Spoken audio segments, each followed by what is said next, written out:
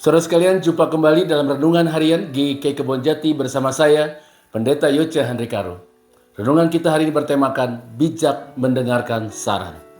Bagian firman Tuhan yang mendasari renungan kita diambil dari kitab Amsal pasal 12 ayat 16. Teks berdasarkan Alkitab Terjemahan Baru edisi kedua yang berkata demikian. Bodohlah yang menyatakan kekesalannya seketika itu juga, tetapi cerdiklah yang mengabaikan cemooh. Saudara sekalian, pernahkah saudara mendengar kisah tentang seorang ayah dan anaknya yang menuntun seekor keledai? Ketika ayah dan anak itu menuntun keledai, mereka mendengar orang berkata, "Dasar orang bodoh, mengapa keledai itu tidak ditunggangi?" Maka sang ayah itu pun segera menunggangi keledai itu, sementara anaknya berjalan kaki. Maka orang banyak pun berkomentar, "Dasar orang tua nggak tahu diri, kasihan dong anaknya masa disuruh jalan kaki." Maka sang ayah segera turun dari keledai itu dan menyuruh anaknya yang menunggang keledai itu. Baru saja berapa waktu lamanya terdengar komentar lain. "Dasar anak nggak tahu diri, enak-enak duduk di atas keledai dan orang tua yang disuruh jalan kaki." Setelah mendengar komentar ini, maka ayah dan anak sepakat untuk keduanya menunggangi keledai itu. Tetap saja ada komentar, "Dasar bapak dan anak nggak punya rasa kasihan sama binatang." Saudara sekalian, apa yang akhirnya dilakukan oleh si bapak dan anak dalam cerita itu?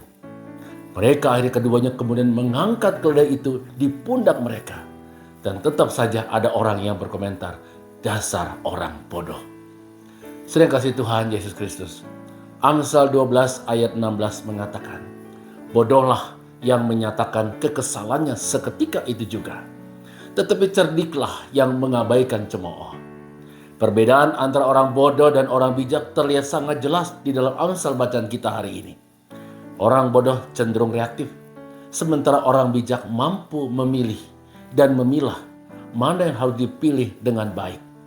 Orang bijak berpikir jernih dalam menanggapi komentar orang lain terhadap dirinya. Orang bijak tahu bagaimana memilah apa yang harus didengarkan dan memilih tindakan yang tepat.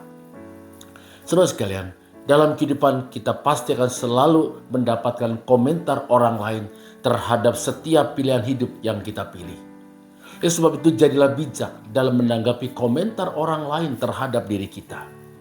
Jika komentar orang lain itu baik, benar, dan tepat, alangkah baiknya kita mendengarkan dan melakukan koreksi diri. Jika komentar orang lain itu tidak benar, tidak baik, tidak tepat, maka bersikap bijaklah, jangan bertindak bodoh. Saudara sekalian, jangan biarkan orang lain mengendalikan hidup dan diri Anda. Kendalikan diri kita dengan hikmat dari Allah, sehingga kita dapat memilah apa yang harus didengarkan dan memilih tindakan yang tepat dan benar dalam mendengarkan pandangan orang lain terhadap kita. Tuhan memberkati saudara. Amin.